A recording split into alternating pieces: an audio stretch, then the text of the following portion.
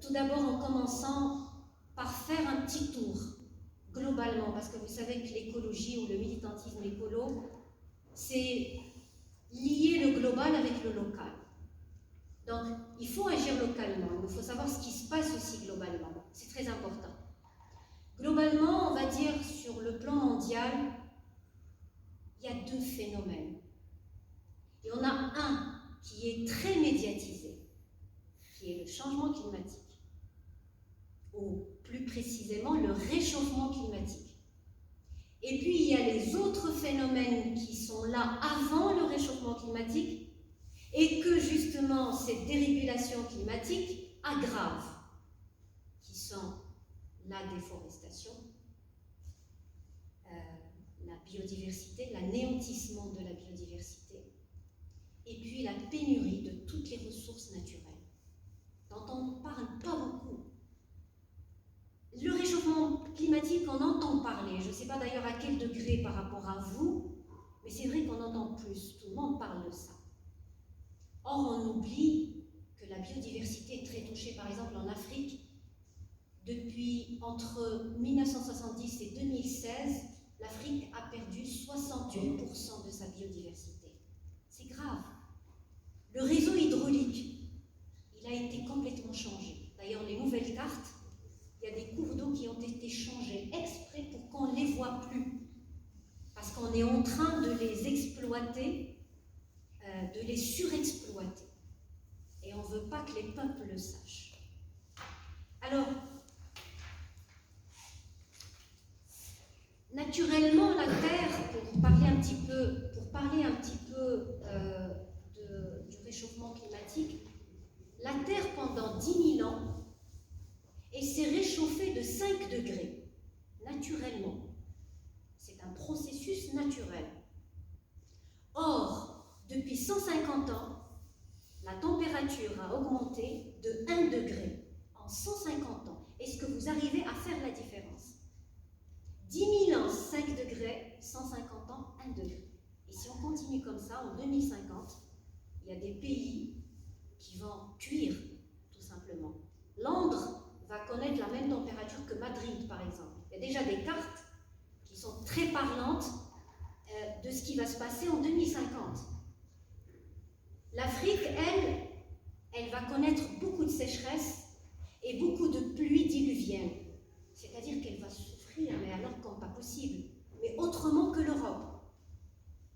Donc vous voyez que les pollueurs, donc les pays dits démocratiques, les Occidentaux, les États-Unis d'Amérique, l'Europe et puis maintenant la Chine, qui est devenue le premier pollueur, sont eux la première cause de ce réchauffement climatique.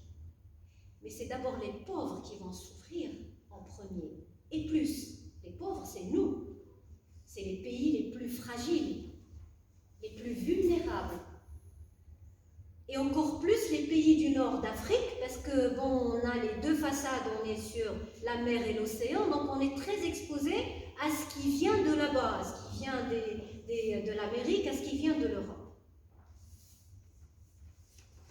Alors, est-ce que vous savez que l'humanité, donc l'espèce humaine, représente 0,01% de l'ensemble des êtres vivants? 0,01%, et pourtant, regardez ce qu'on a causé, enfin plutôt ce qu'ils ont causé, parce que franchement, le Maroc, bon d'accord, il est classé numéro 4 en termes d'émanation de gaz à effet de serre sur l'Afrique, mais c'est pas beaucoup par rapport aux autres pays occidentaux industrialisés. Il y a eu 30% de plus de CO2 dans l'air pendant ces 150 ans.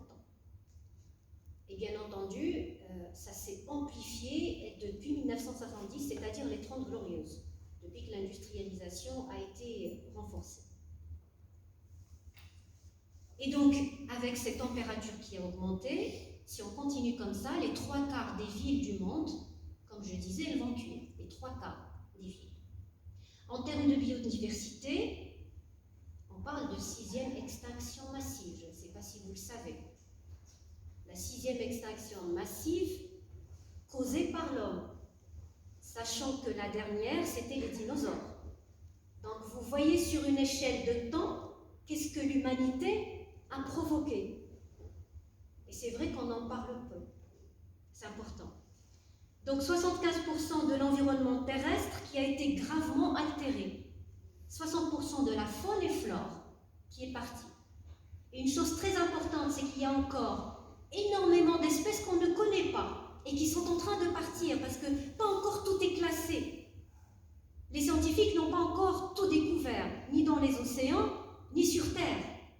C'est encore plus grave. On détruit ce qu'on ne connaît pas encore. Dans les mers et océans, est-ce que vous savez que 80% de l'oxygène est produit par les océans? Les forêts, ils viennent en deuxième position, mais les forêts tropicales et les forêts primaires. Et l'ONU, donc, elle confirme que d'ici 2050, il n'y aura plus de pêche commerciale, causée par, justement, parce que les poissons en consomment 2 fois plus qu'il en faut. À cause de qui? À cause de 5% de la flotte mondiale. C'est-à-dire que les grands navires, immeubles, usines, Keiji, c'est horrible ce qu'ils font. Ils représentent uniquement 5% de la flotte.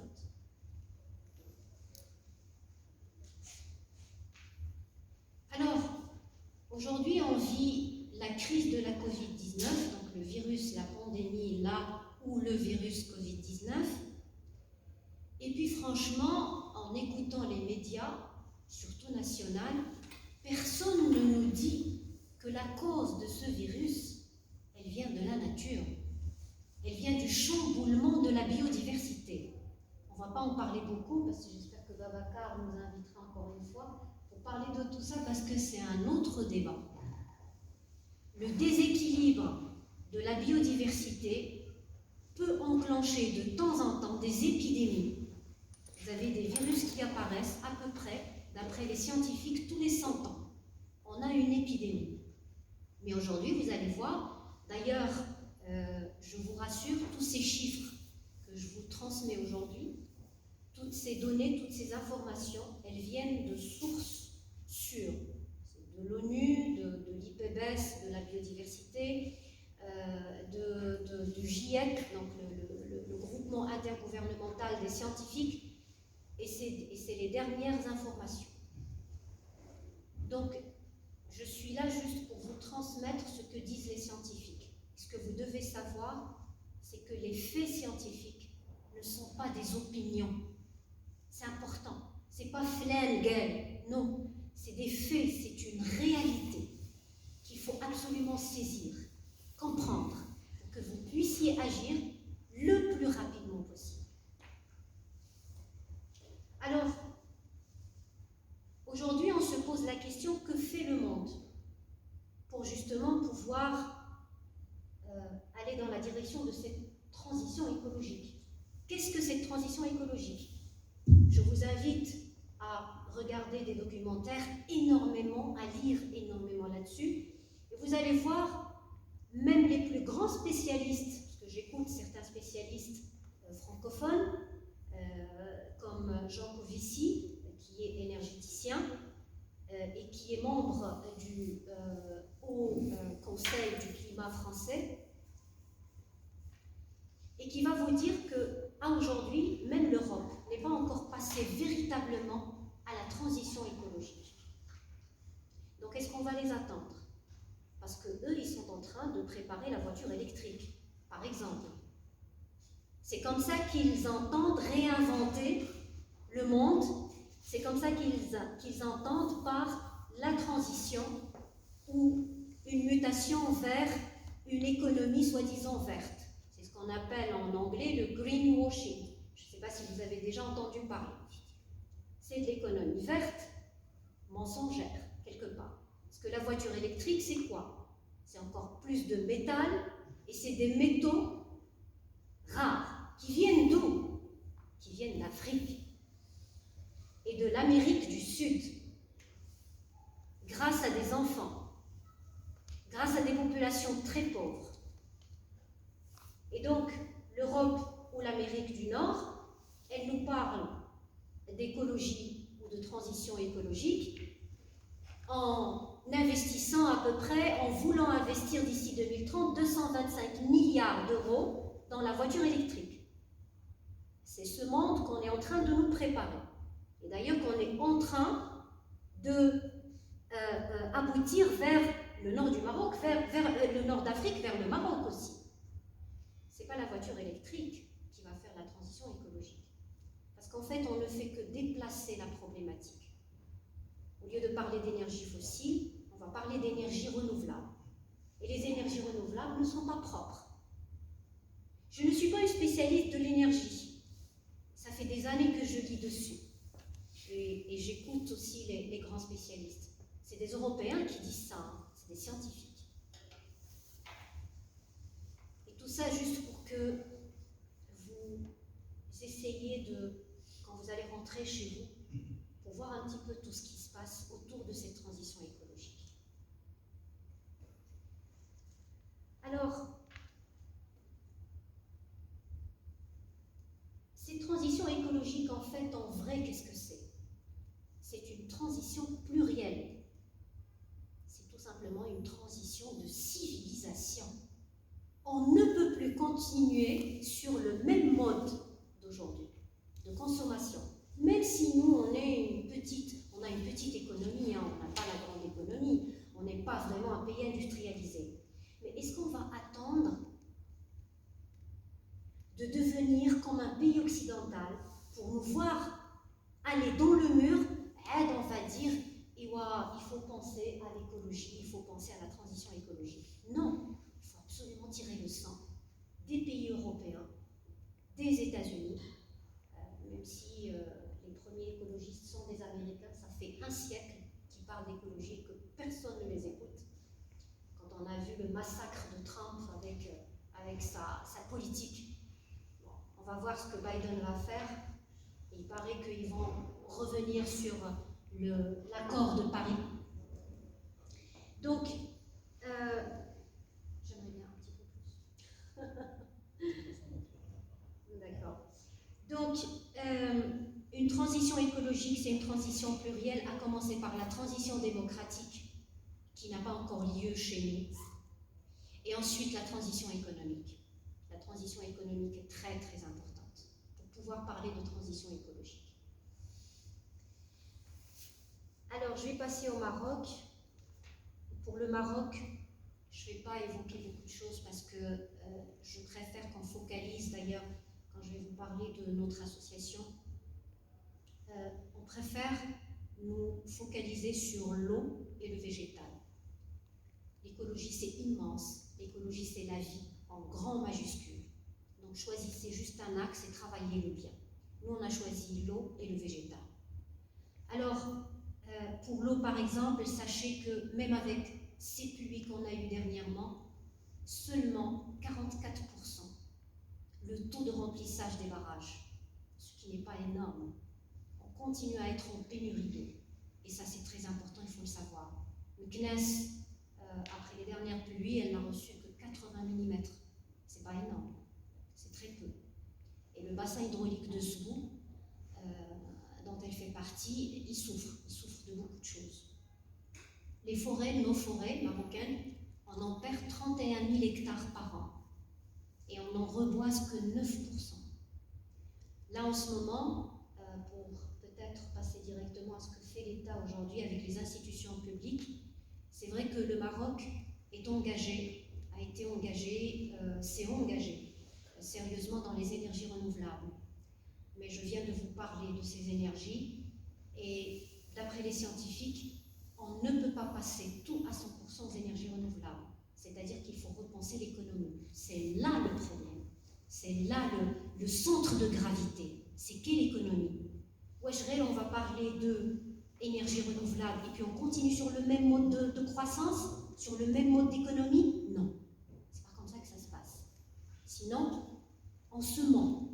On nous ment et on se ment. Le roi Mohamed VI, il a lancé très récemment une grande démarche qui s'appelle les forêts du Maroc, ou le Maroc des forêts, pour planter intensément. Maintenant, ce que j'aimerais, c'est très bien, on ne peut qu'applaudir, il était temps, et en créant une agence propre aux forêts, parce qu'il va falloir que l'agence de la forêt ou le responsable de la forêt soit indépendant du ministère de l'Agriculture. Ça, c'est très très important, parce que ça n'a rien à voir. Maintenant, ce qu'il faut retenir, c'est qu'il faut d'abord protéger nos forêts avant de penser en planter. Parce que la forêt, c'est un écosystème, c'est un grand écosystème, c'est la vie. Quand on la détruit et on va planter, il va falloir attendre au moins 50 ans pour qu'elle redevienne un vrai écosystème.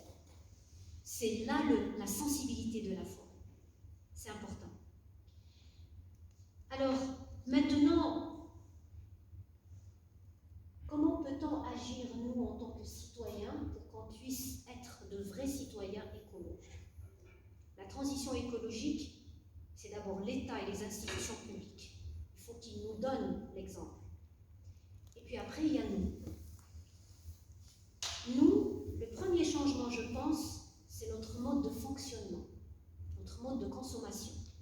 J'ai trouvé cette bouteille aujourd'hui ici, je ne peux pas la consommer.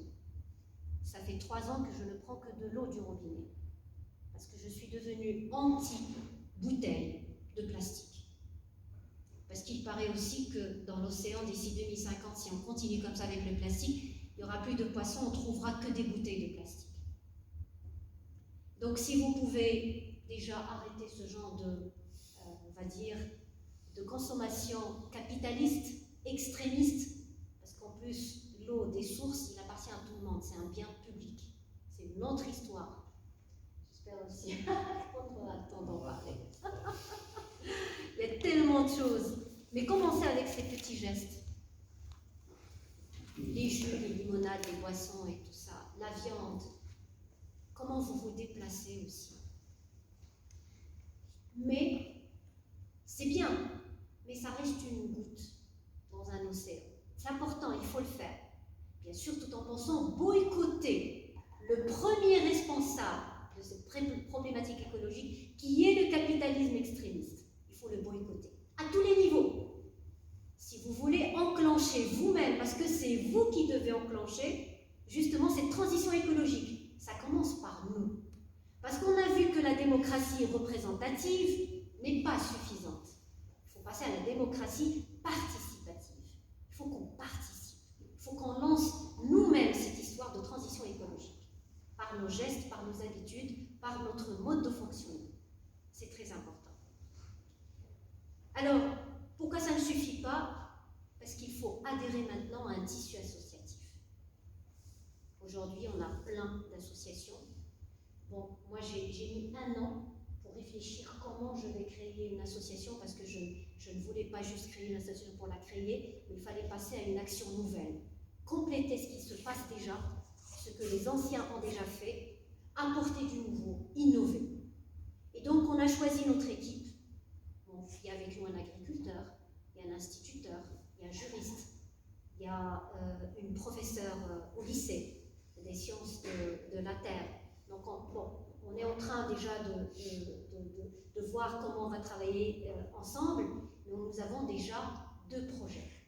Le premier qui a été lancé il y a 3 ou 4 mois, et il s'est avéré que l'AMCDD, c'est l'Alliance marocaine du climat et du développement durable, qui a lancé l'urbanisme participatif sur Casablanca. Et donc ça c'est un projet. Et finalement il s'est avéré que nos 2 projets donc, sont similaires. Et donc ça fait 3 mois qu'on a commencé à travailler. Qu'est-ce qu'on peut apporter à Casablanca? Parce que les villes, sachez qu'au Maroc, d'ici 2050, 73% des Marocains vont vivre en ville. C'est très important, en termes d'énergie, en termes d'alimentation, en termes d'eau. Et donc c'est dans les villes qu'on doit penser d'abord la transition écologique. C'est très, très, on va dire, vital pour nos territoires et pour nos écosystèmes. C'est important. Et donc, on va commencer par Casablanca, qui présente 1 m² d'espace espaces verts par habitant, alors que la norme est de 10 mètres carrés par habitant. D'ailleurs, je vous invite, vous, les jeunes Meknessi, à voir ce qui se passe aussi dans votre ville. C'est tout un chantier, la ville. Est-ce que vos ressources naturelles se portent bien? Est-ce qu'on prend soin de votre ville? Est-ce que vous avez le droit à la ville? Est-ce que l'eau est protégée, valorisée? Est-ce que les forêts...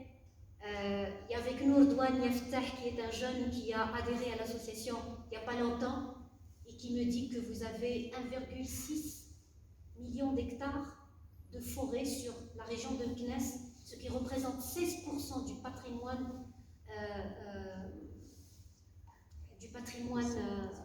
national.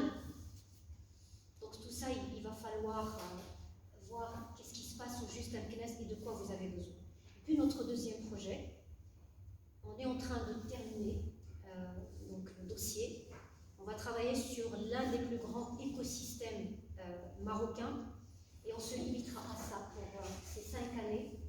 Et donc, je ne veux pas donner trop le parfum parce que c'est encore en préparation, mais c'est en cours, c'est beaucoup de travail, c'est beaucoup d'énergie, mais le premier changement, c'était dans mon mode de travail. J'ai pris 30%, jusqu'à 50% de mon temps professionnel pour pouvoir servir l'associatif, le territoire et l'écologie. C'est toute notre vie qui doit être chamboulée, et surtout vous. Parce que ça, on le fait pour vous, pour les enfants d'aujourd'hui qui vont être les citoyens de demain. Vous aussi, vous devez préparer votre avenir d'ici 20 ans, 30 ans, pour vos enfants aussi. Parce qu'on ne sait pas ce qui va devenir de notre Maroc. Donc, j'espère qu'on pourra passer à l'action très bientôt, parce que c'est l'action qui dira est-ce qu'on est vraiment des militants écolos ou pas. Voilà. Merci. Merci beaucoup, Salima. Vraiment, vous avez évoqué pas mal de choses. Hein. Et on ouvrira bientôt le débat pour discuter. Certainement, vous aurez aussi vous aurez vos mots à dire. Moi, j'ai retenu plusieurs choses que vous avez énumérées. Vous avez parlé tout à l'heure du GIEC, avant de donner la parole à Zoubir. Donc voilà, pour revenir un peu sur le GIEC, le groupe intergouvernemental des experts du climat, qui dit que d'ici la fin du siècle, il se peut qu'on passe à 2% de réchauffement climatique. Pour vous dire que c'est extrêmement grave. Et moi, je vous conseille, je vous recommande, si vous aurez un moment de lire ce livre de Fred Vargas, L'humanité en péril, pratiquement, il aborde pas mal. En fait, c'est un livre dédié sur la planète, comment sauver notre planète, comment nous sauver